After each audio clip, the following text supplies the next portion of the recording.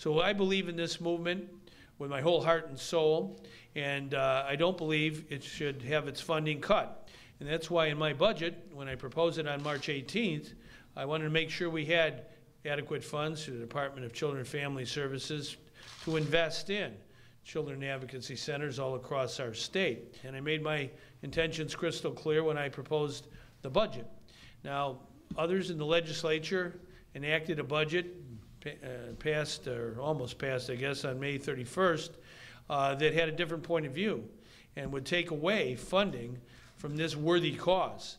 And I think that's why we're here today. What we have to do is enact laws in our state through the elected representatives of the people in the legislature that give us, at least on a temporary basis, enough revenue to maintain these basic fundamental programs, especially those that protect children. So I've gotten in the arena on March 18th. Not too many people joined me, but I said we needed to raise taxes in order to have the revenue, to have a balanced budget, and make sure that we have programs that are vital to our state protected. You need a governor who delivers the truth, honest leadership, straight from the shoulder. I think most people in Illinois would rather have a governor tell them what they need to know rather than what the governor thinks they want to hear. So I'm here to tell everybody, if we want to maintain this good work to protect children, the most vulnerable children in our whole state of Illinois, if we want to help them, and this center and children advocacy centers all over the state have helped thousands of kids who are victimized through no fault of their own. If we want to continue that, then we must get the revenue to pay for it. These budget cuts mean that child advocacy centers will basically cease to exist in the state of Illinois. They will not exist as we know it in the state of Illinois.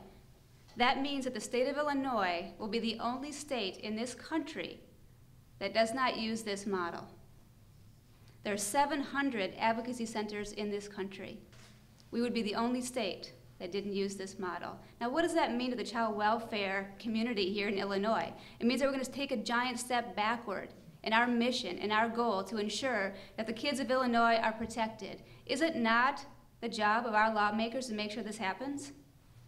Imagine for a moment being locked behind doors, bathrooms, closets, and bedrooms, basements held down and sexually abused for nearly 2 years by someone you loved and trusted, a family member. That was my reality from 11 to 13.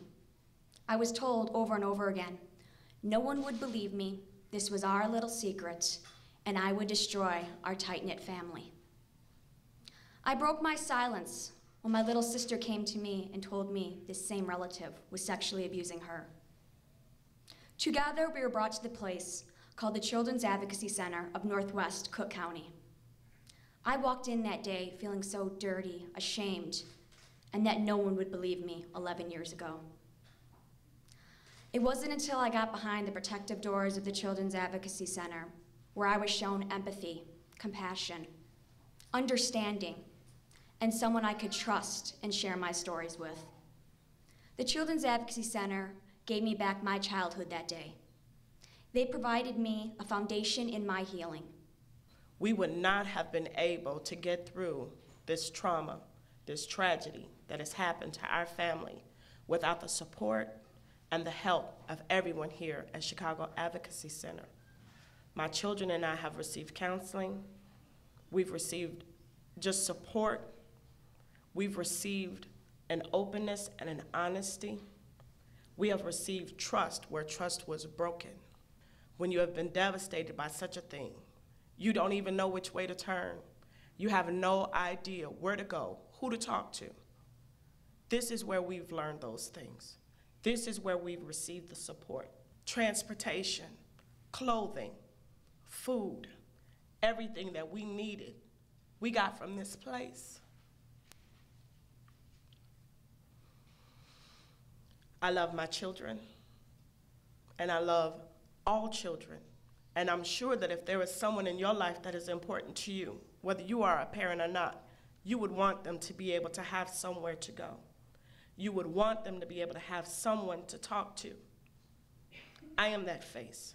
If you do not know someone who has struggled with such a manner, you do now. Where will you send me? Will you send me away with nothing? Will you send me away with no place to go, with no one to call, with no one to be able to talk to? Chicago Children's Advocacy Center is that place for me.